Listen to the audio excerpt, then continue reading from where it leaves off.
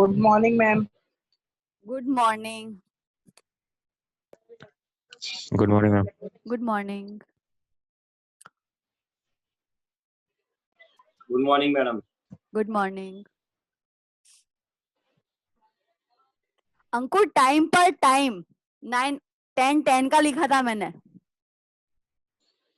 I also know your meeting was going on.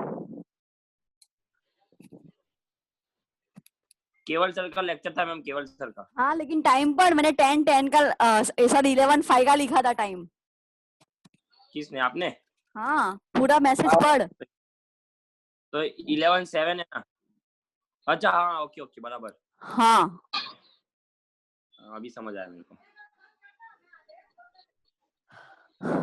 Okay चलो सभी अब कैमरा ऑन करो पहले तो.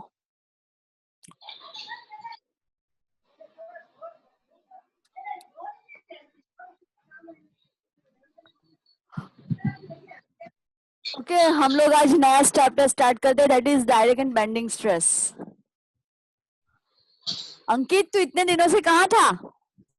नहीं मैकेनिकल 10 अंकित हाँ है. तो क्यों नहीं आ रहा था? कहीं नहीं तो मैम आपसे रेगुलर ज्वाइन होगा मैम आपसे.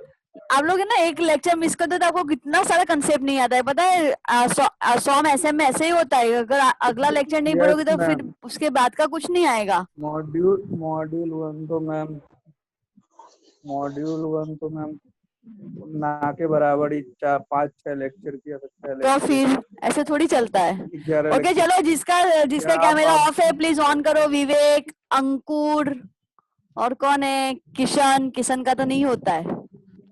मैम मेरा ऑन है. मैम हाँ तेरा ऑन है. ओके चलो let's start our new chapter. तू तो घर में है, तू तो बोलता है तू पहाड़ चढ़ के लेक्चर पढ़ने जाता है. मैम मेरे बाजू में है एक मेरा दुकान वाला है, ई मित्र बोलते हैं तो अपने साइबर कैफे बोलते हैं ना. हाँ उसका वाईफाई डाला तो मैंने रिक्वेस्ट करके ले लेता हूँ 1-2 घंटा. अच्छा कोई एक विमल खिला देता हूँ, वो बोलता है विमल खिला देता हूँ.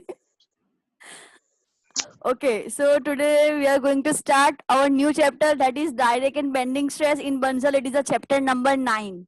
Okay, in Bansal, the chapter is chapter number 9 and that is direct and bending stress. Okay, page number है Bansal में कौन सा है? Okay, 377. अगर आपको जो मैंने गूगल क्लासरूम में बंसल दिया ना उसका पेज नंबर है 377. that is direct and bending stress.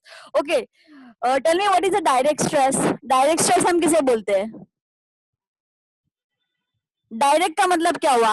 Directly जो लगता है एक्सिस पे. Okay so that is direct stress that we learn in our last semester क्या था? Strength of material sorry mechanics of solid आपका. Okay so that we learn in our mechanics of solid. Okay what is direct stress? Direct stress मतलब हमने beam के लिए पढ़ा था.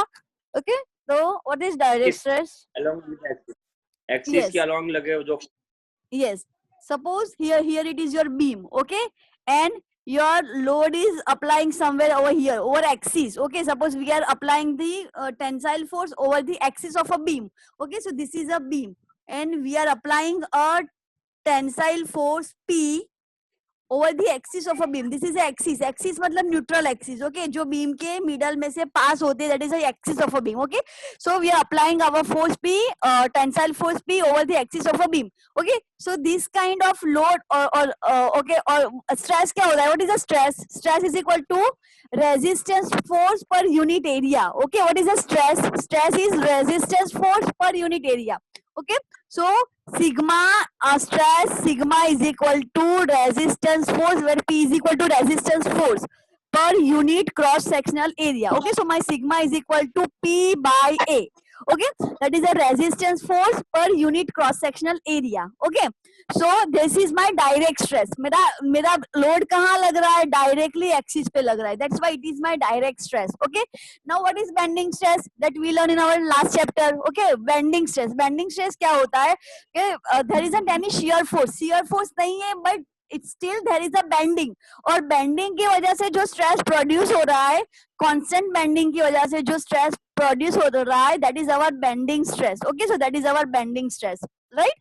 So हमने लास्ट चैप्टर में देखा था कि अगर सपोज हमारा इस तरह का कोई बीम है, ओके, तो यहाँ पे मेरा स्ट्रेस, जो मेरा शियर फोर्स डायग्राम बनेगा ना, वो सिर्फ ऐसे बनेगा, okay.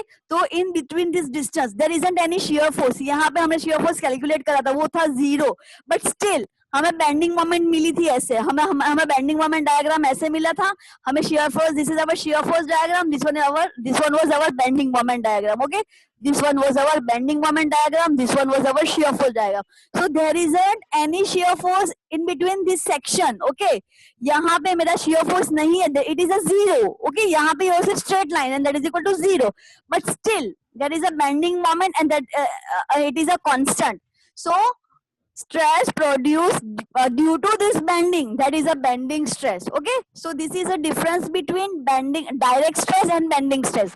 But for column, all of you know what is beam and what is column? Difference पता है? मैम क्योंकि एक बार वाइवा में पूछा था ना, तो बहुत से स्टूडेंट को बीम कॉलम के बीच का डिफरेंस एक्सटर्नल ने पूछा था, वो भी तो बीम और कॉलम का डिफरेंस ही नहीं पता था। जो हॉरिजॉन्टल मेंबर होता है ना, जो लोड कैरी करता है हमारे बिल्डिंग कंपोनेंट वाला, ओके, तो हॉरिजॉन्टल मेंबर को हम लोग बीम बोलते हैं। जो वर्टिकल मेंबर होता है ना, दैट इज अ कॉलम। ये वाला कॉलम जनरली हमारा बीम होता है ना, वो कॉलम पे सपोर्ट होता है। तो दिस इज ये जो मेंबर है ना, इट इज अ बीम, और ये जो है ना, this is column, okay. So vertical members are column, horizontal member is beam, okay. Our load is load transfer from beam to column, column to foundation, foundation to soil, okay. This is a frame structure. तो हमारा जो पूरा building का जो load होता है ना, suppose मेरे स्लैब का लोड है, तो अपर फ्लोर का लोड कहाँ पे डाइवर्स होगा, कहाँ पे होगा, ट्रांसफर होगा, तो वो नीचे वाले फ्लोर पे का जो स्लैब है, वहां पे स्लैब से वो कहाँ पे जाएगा, तो वहां से जाएगा कॉलम पे, सॉरी बीम पे, बीम से कॉलम पे, कॉलम से फाउंडेशन पे, फाउंडेशन से ultimately it will be transfer to the soil, okay. तो अल्टीमेटली हमारा लोड कौन कैरी करता है, that is a soil, right. So that's why जो सिविल पर्सन है, वो नेक्स्ट फोर्थ सेम में उन लोगों का चैप्टर आएगा सॉइल मैकेनिक्स, कि सॉइल की स्ट्रेंथ क्या होनी चाहिए, कैसे फाइंड करते हैं, all that you learn in your fourth semester, okay. So right now इस जो डायरेक्ट और बेंडिंग स्ट्रेस है, वो हमें मिलेगा कॉलम में, कॉलम मेंबर में। तो इस चैप्टर में हम पढ़ेंगे कॉलम के बारे में, ओके। तो column is a vertical member who transfer load of the beam to the foundation, okay. Column क्या है, जनरली सिर्फ एक मेंबर है, वो एक वर्टिकल मेंबर है जो क्या करता है, अपर स्ट्रक्चर का लोड लोअर स्ट्रक्चर पे ट्रांसफर करता है। अपर स्ट्रक्चर क्या होगा, बीम और स्लैब, उसका लोड वो कहाँ पे ट्रांसफर करेगा, फाउंडेशन पे। तो it just transfer a load, okay. ऊपर वाले मेंबर का लोड नीचे वाले मेंबर पे वो सिर्फ ट्रांसफर करता है, सो that is a column, right. So now what is the axial load and what is the eccentric load, also that we learn in our last chapter. What is axial load? Axial load किसे बोलते हैं, eccentric load किसे बोलते हैं। axial मतलब axis, okay. So our neutral axis, okay, this is our neutral axis. हम जो y बार find करते हैं ना, y बार के लिए हम i x x i y y दोनों फाइंड करते हैं, ओके। और i x x i y y दोनों जहां पे मिलते हैं ना, सॉरी x बार y बार, ओके, जो हम x बार और y बार फाइंड करते हैं और वो दोनों जहां पे मिलते हैं ना, that is our neutral axis. मतलब हमारे पूरे स्ट्रक्चर का जो CG है, सेंटर ऑफ ग्रेविटी, वो वहां पे कॉन्सेंट्रेट है। सो that is our neutral axis, okay. So this one is your x bar, this one is your y bar. Vertical होता है वो y बार होता है, हॉरिजॉन्टल जो होता है that is your x bar, right. So if your load is acting over the CG और at the axis of the column, अगर आपका लोड कॉलम की एक्सिस पे, न्यूट्रल एक्सिस पे लग रहा है, सो that is a axial load. This is a axial load, axial load, okay. Axial load मतलब कैसा लोड, लोड एक्सिस पे लग रहा है, ओके, मिडल में लग रहा है, बीच में लग रहा है, ओके। ये आपका B, सपोज ये आपका B है, सेक्शन, ये आपका सेक्शन है, ओके। और यहाँ पे मेरा लोड एग्जैक्टली b/2 पे लग रहा है, एग्जैक्टली बीच में लग रहा है। That means what, this is my axial load, axis पे लगने वाला load, that is a axial load, okay. If your load is acting over the axis of a beam or over the axis of a column, okay, so that particular load is known as a axial load, जो axis पे लग रहा है, so that is a axial load, okay। Suppose my load is acting somewhere, suppose my load is acting somewhere away the axis, okay, axis से कहीं पे दूर लग रहा है, एक मिनट में, away from the axis, okay। Suppose my load is acting at some distance from the axis, so again this is my column, ये मेरा column है, this is my axis। Column में हम सभी जो कैलकुलेशन करेंगे ना वो वर्टिकली करेंगे। बीम में हम क्या करते हैं, बीम में हमारा लोड कहाँ पे लगता है, जनरली यहाँ पे लगता है, तो हम जो कैलकुलेशन करते हैं ना वो IXX के ये एक्स एक्सिस पे करते हैं। कॉलम में क्या होगी, सभी कैलकुलेशन हमारी YY एक्सिस पे होगी, because it is a vertical member, right. That's why हमारी जो भी कैलकुलेशन होगी वो YY एक्सिस पे ही हम करेंगे, okay. So suppose this is my column, okay, and my load P load is acting at away from the central axis, okay, so this is my load P, ये जो मेरा load है that is my P and this is some distance, suppose that distance is equal to E, तो E is equal to क्या हुआ, distance, P is equal to क्या हुआ, मेरा load, okay। So this kind of load is known as eccentric load, eccentricity and eccentric load, मतलब centre से किसी distance पे लगने वाला load, that is a eccentric load, okay. तो if your load is acting at some distance from the center, so that load is known as eccentric load and the distance is known as eccentricity। तो ये जो वाला distance होगा ना, जो load और axis के बीच का डिस्टेंस है, that is known as eccentricity, okay. और जो मेरा लोड है, ओके, जो सेंटर से कुछ डिस्टेंस पे लग रहा है, तो that is my eccentric load, okay. So अगर मेरा इस तरह का लोड है, मतलब मेरा लोड सेंटर पे नहीं लग रहा है, if my load is acting at a centre, तो मेरा जो स्ट्रेस होगा that is a direct stress. But यहाँ क्या हो रहा है, मेरा लोड सेंटर पे नहीं लग रहा है, बट सेंटर से कुछ डिस्टेंस पे लग रहा है, and that distance is equal to E। तो इस तरह के लोड की वजह से क्या इफेक्ट आएगी, इस तरह के, एक तो मेरा डायरेक्ट स्ट्रेस तो मिलेगा ही, डायरेक्ट स्ट्रेस तो है, because direct stress is due to this direct load, okay. जो मेरा डायरेक्ट लोड है उसकी वजह से जो मेरा स्ट्रेस प्रोड्यूस हो रहा है, सो और रब हो गया, चाची का फोन आ रहा है। ओके, अगेन चलो,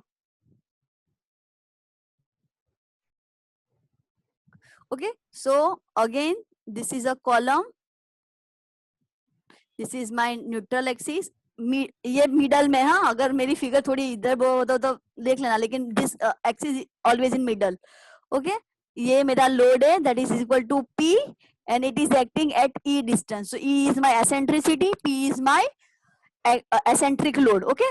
So इस तरह का लोड होगा, उसकी वजह से क्या हुआ, एक तो इस तरह के लोड की वजह से, मतलब एसेंट्रिक लोड की वजह से मेरे कॉलम पे क्या इफेक्ट होगी, okay. So due to the eccentric load, एक तो मेरा डायरेक्ट स्ट्रेस है ही, that is due to this direct load, because यहाँ पे आएगा ही, ओके। तो एक तो आएगा मेरा direct stress, that is equal to, suppose sigma is equal to direct stress, direct stress. Now अब मेरा लोड यहाँ पे लग रहा है, सेंटर से कुछ डिस्टेंस पर, अगर मेरा लोड यहाँ लग रहा है, तो इस लोड की वजह से मेरा कॉलम क्या करेगा, मोमेंट करेगा, इस डायरेक्शन में घूमेगा, मोमेंट होगी, तो that is a bending moment, okay. तो due to the eccentric load, direct and bending stress, both of the stress will be produce, okay. मेरा डायरेक्ट स्ट्रेस भी आएगा कॉलम पे, और बेंडिंग की वजह से, बेंडिंग क्यों आएगी, बिकॉज मेरा लोड यहाँ पे अगर सेंटर में लग रहा है तो देयर इजंट एनी मोमेंट, कोई मोमेंट नहीं आएगी। बट अगर मेरा लोड सेंटर से यहाँ पे लग रहा है, डिस्टेंस पे लग रहा है, तो उसकी वजह से क्या होगा, मेरा बीम जिस डायरेक्शन में लोड है, आप अपना कैलकुलेटर लो, कैलकुलेटर के ऊपर एक सपोज कि आप सेंटर में पेन रखते हो तो कोई इफेक्ट नहीं आएगी, लेकिन आप सेंटर से दूर में पेन को मतलब वर्टिकली आप पुश करो तो क्या होगा, आपका कैलकुलेटर उस डायरेक्शन में मूव करेगा, and that is a bending. Okay, so this load produce due to the bending also. Okay, मेरे बीम पर बेंडिंग स्ट्रेस भी लग रहा है. सो यहाँ पे in this condition, in condition of eccentric load, what will be happen, there are two kind of these stresses. First one is a direct stress and next one is a bending stress. So sigma b is equal to bending stress. समझ आया? Bending stress कब लगेगा? Bending stress और direct stress दोनों कब produce होगे, कि जब मेरे कॉलम पे एसेंट्रिक लोड लगेगा. एसेंट्रिक लोड मतलब सेंटर से कुछ distance, where E is equal to eccentricity and P is equal to eccentric load. मतलब मेरा लोड सेंटर से कुछ डिस्टेंस पे लग रहा है. Suppose it is acting at E distance from the centre. Okay, so उस वजह से क्या होगा, एक तो दो स्ट्रेस प्रोड्यूस हो गए. एक तो डायरेक्ट बिकॉज वर्टिकली एक लोड प्रोड्यूस हो रहा है that is equal to P, और दोनों के बीच का जो डिस्टेंस है, जो E एसेंट्रिसिटी है, उसकी वजह से मोमेंट प्रोड्यूस हो रही है.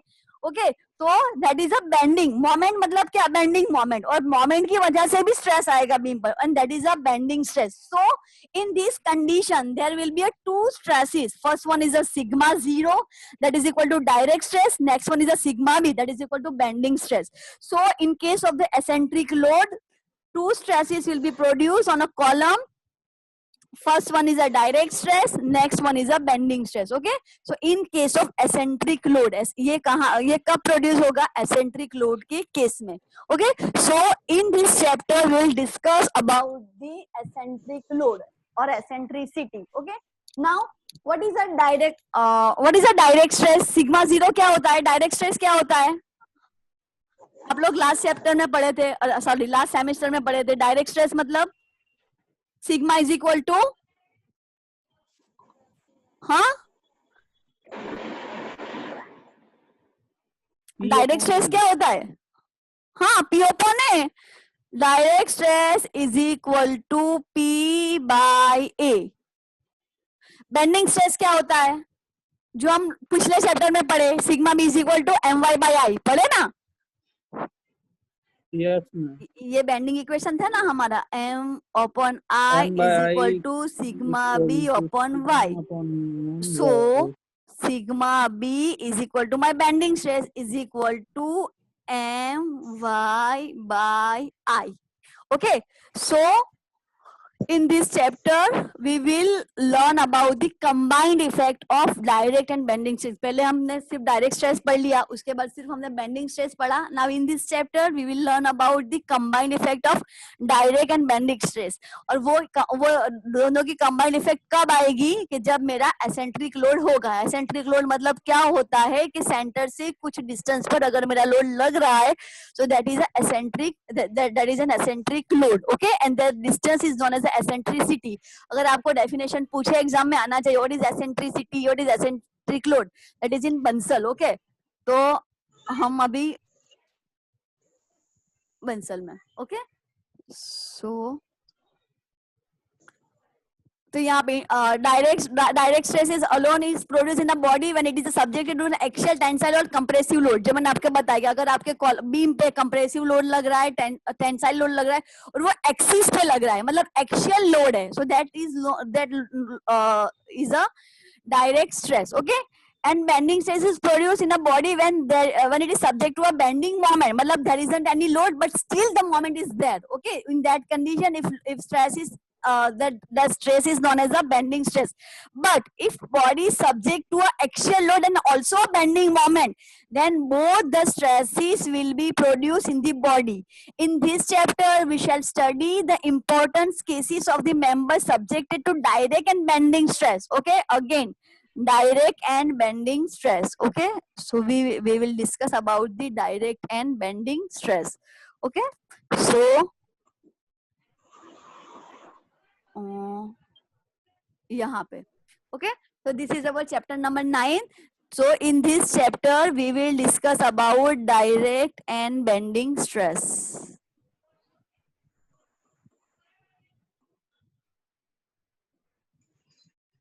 both these stresses are normal to the section, hence two stresses may be along and lead to single resultant. Okay, so this is a direct and bending stress. Okay, now जो मैंने आपको अभी समझाया,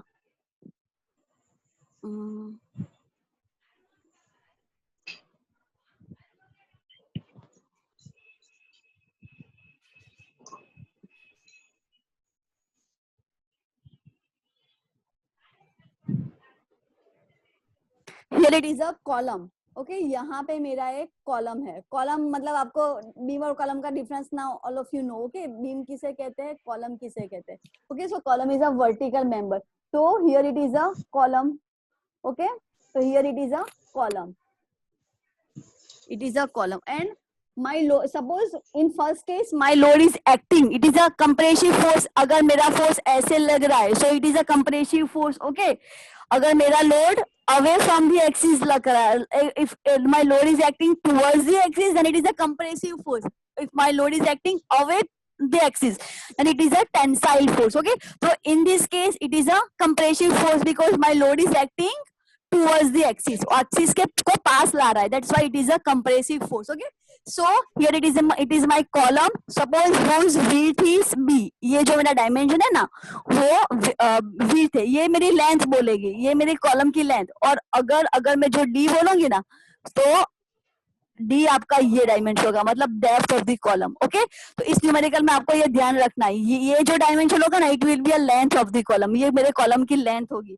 मतलब suppose आपका ये जो section है ना, ये जो सेक्शन, तो यहाँ पे ये बी होगा, यहाँ पे ये डी होगा. ये आप कॉलम को टॉप से देख रहे हो. ओके, और फिर ये उसकी लेंथ होगी, ये जो होगी ना, this is equal to length. Okay, so here it is my column. Ma'am आपकी आवाज नहीं आ रही है. हेलो, मैं आपकी स्क्रीन भी चली गई. शायद नेटवर्क में कुछ प्रॉब्लम आया होगा. अभी ठीक है, अभी ठीक है.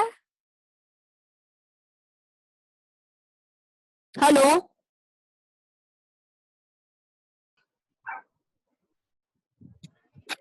हेलो, अभी आ रही है आवाज? आपकी आवाज कट रही है. हाँ, वो नेटवर्क चला गया था, आई डोंट नो व्हाई. अब दिख रही है स्क्रीन? अभी स्टार्ट हो रही है. हाँ, आ गई. Okay, okay, so here it is a column. Suppose ये मेरा कॉलम है.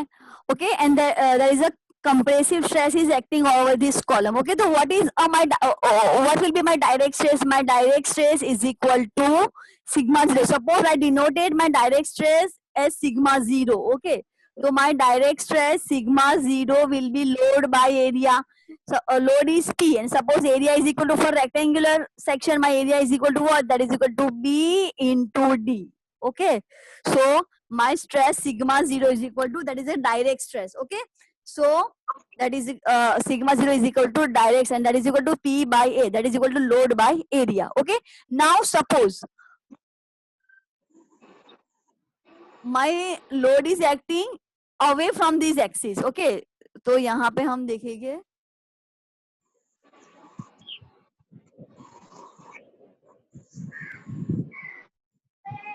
okay, now in this case what will be happen?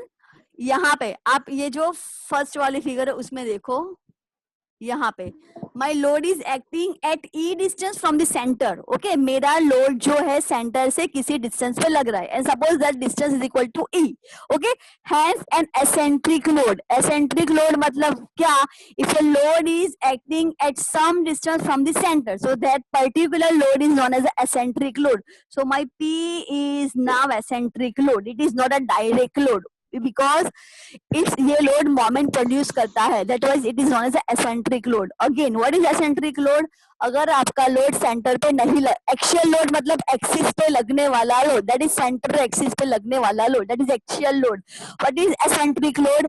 Central axis से किसी भी डिस्टेंस पे लगने वाला load, that is eccentric load. And the distance between load and axis, central axis, that is known as the eccentricity. So E is my eccentricity and P is my eccentric load. Okay, so suppose in this case, in this figure, my load is acting at E distance from the center. मेरा load center से कौन से distance पे लग रहा है? E distance पे. Okay, so यहाँ पे इन दोनों की कंबाइंड इफेक्ट होगी. दैट आई टोल्ड यू कि यहाँ पे ये जो पी लोड है ना, उसकी भी इफेक्ट आएगी. That is a direct load. Okay, और ये जो मोमेंट है, ये जो डिस्टेंस है ई, मोमेंट क्या होता है? Moment m is equal to load into perpendicular distance. तो यहाँ पे मेरा लोड है p, that is load. Perpendicular distance क्या हुआ? E. तो यहाँ पे मोमेंट प्रोड्यूस हुई, that is equal to load into perpendicular distance. तो मोमेंट प्रोड्यूस हुई. अगर सपोज आपका लोड यहाँ पे लग रहा है सेंटर में, तो मेरा डिस्टेंस क्या हुआ? 0. तो मोमेंट प्रोड्यूस होगी. समझ आ रहा है? समझ आ रहा है आपको? Hello, yes madam. समझ आ रहा है ना मैं क्या बोल रही हूँ? अगर नहीं समझ आ रहा है प्लीज यू कैन आस्क, क्योंकि मुझे नहीं पता चलता आपको क्या समझ नहीं आ रहा है. जहां भी जिस भी पॉइंट पे आपको अगर समझ नहीं आ रहा है, आप लोग पूछ लेना प्लीज.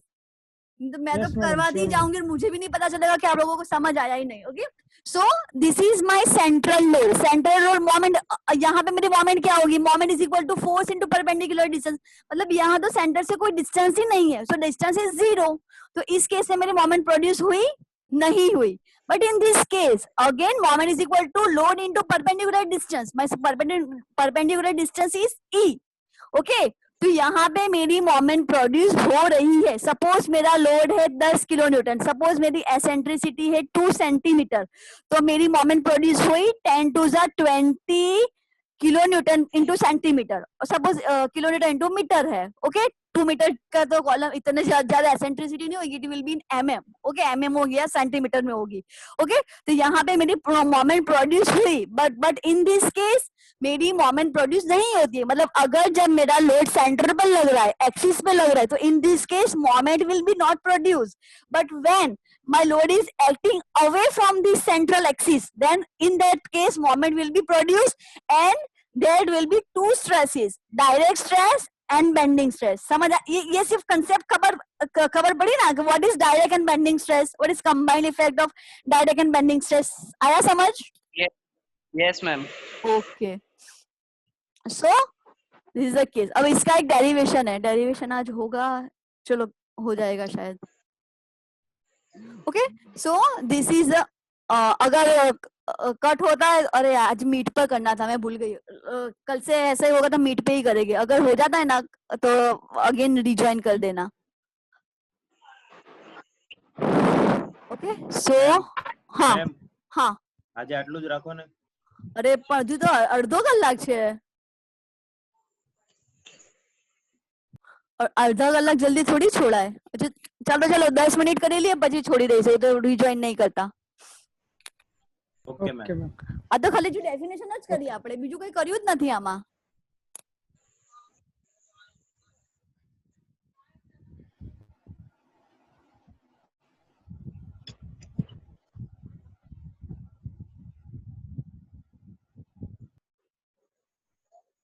તો હું તમને ફરીથી કહું છું, અગર તમને કઈ પણ ખબર ના પડે તો પૂછજો પ્લીઝ, કારણ કે મને નથી ખબર પડતી આ ઓનલાઈનમાં કે તમને ખબર પડે છે કે નથી પડતી. એટલે અગર જો તમને કઈ ડાઉટ હોય, કઈ પણ ક્વેશ્ચન હોય તો પૂછજો, અને જ્યાં ક્વેશ્ચન થાય ત્યાં જ પૂછી લેવાનું. પછી એવું જો વિચારશો કે ફરી પછી પૂછશો તો પછી તો આવવાનું જ નથી કોઈ દિવસ, કારણ કે પછી આપણે આગળ કરાવતા જ જઈશું.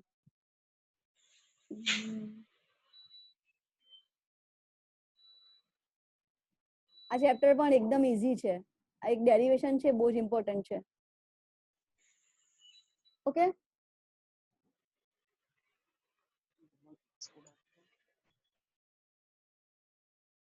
okay. Resultant stress when a column or rectangular section is subjected to an eccentric load. Again, what is eccentric load? कौन बताएगा eccentric load क्या है? What is eccentric load? क्या होता है eccentric load? मैम सेंटर से कुछ डिस्टेंस पे लगने वाला load. If load is acting away from the central axis, okay, so that is a eccentric load. What is eccentricity? The distance between eccentric load and central axis, that is known as the eccentricity. Okay, तो यहाँ पे हम ये कुछ एक section consider करते हैं जिसका P is equal to eccentric load on column. Okay, मतलब मेरा एक कॉलम है. Okay, suppose here it is a column, this is my axis, central axis, and this is my load, that is the eccentric load. So my P is equal to eccentric load. E is equal to eccentricity, so this distance is E, that is eccentricity. Okay, now sigma 0 is equal to direct stress. Direct stress मतलब stress produced due to this direct load, this direct due to this direct effect. तो sigma 0 क्या होता है? Sigma 0 is equal to P by A.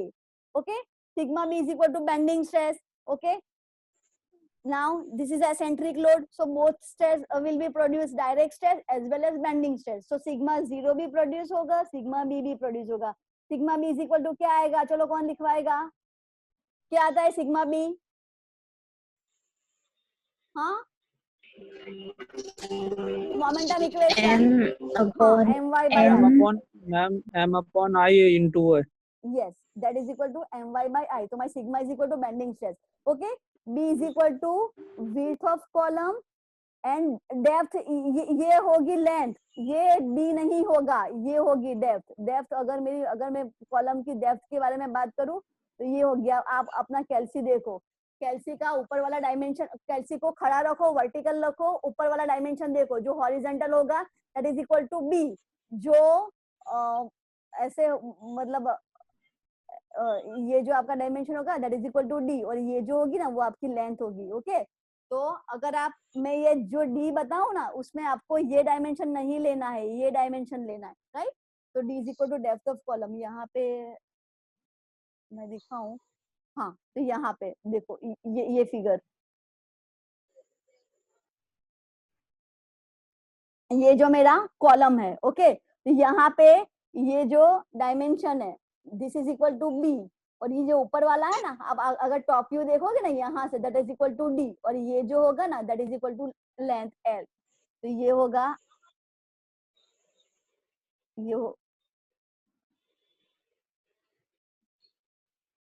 ये होगा L, और अगर top से ऐसे देखोगे तो ये होगा B और ये होगा D. ओके, तो ये कंफ्यूज मत क्रिएट करना, बिकॉज बहुत से लोग इसमें कंफ्यूज हो जाते हैं कि L को ही D ले लेते हैं. ओके, सो आप लोगों को ये टॉप व्यू ले देखना है कॉलम कंडीशन में, कॉलम के अंदर न्यूमेरिकल में. ठीक है, तो that now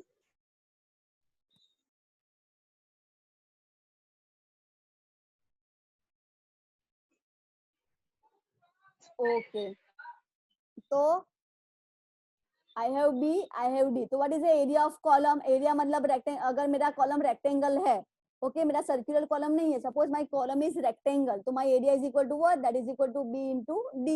That all of you know.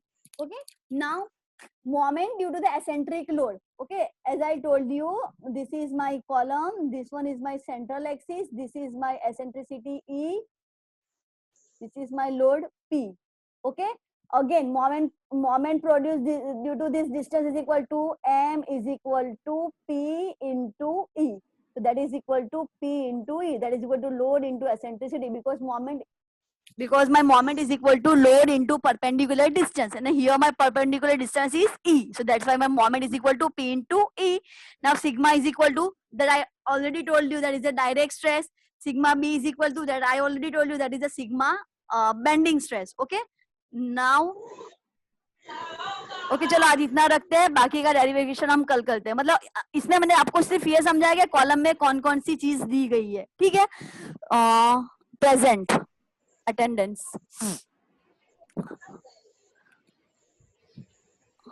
Hello, आप लोगों को अगला जो चैप्टर था बेंडिंग स्ट्रेस वो समझ आ गया?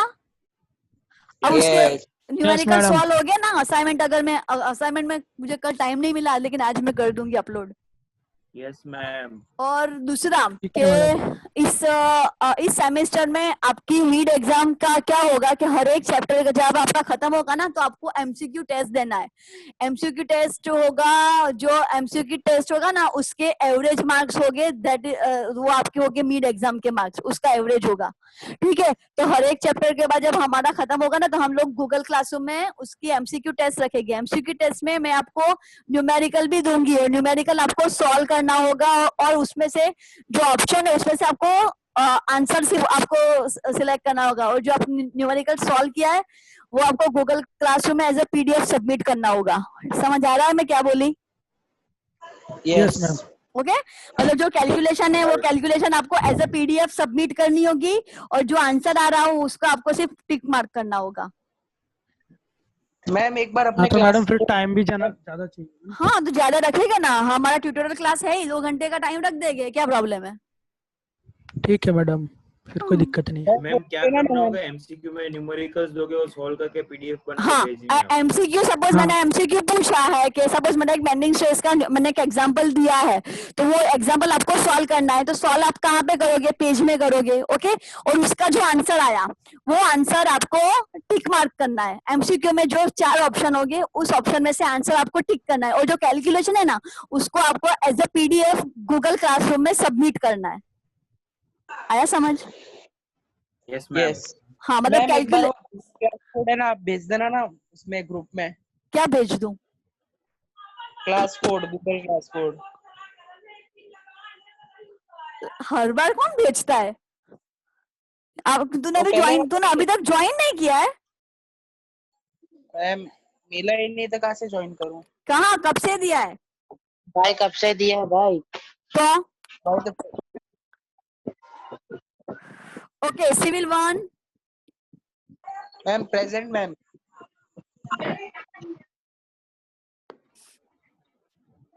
Hello present ma'am, present civil 1 present. Civil 2 नहीं है, सिविल 3 है, बहुत दिनों बाद आया। Civil 4 yes ma'am. Archana, present ma'am. Civil present 5 ma'am. Sudipta. Present ma'am, present. तू क्यों हर बार अपना कैमरा ऑफ कर देता है? सिविल 6 चालू कर रखा है, पूरा क्लास चालू था। हाँ है, सही है। सिविल 6 सही नहीं है, नहीं है सही मैम। है। 7 तो आता ही नहीं है। 8 और 10 है, मैडम बस। 9 नहीं है, नहीं है, नहीं है। अब 10 खाली। 10 ओके, 10 11 भी present। नहीं है। ओके, मैकेनिकल 1 तो हर्ष भी बहुत इरेगुलर है।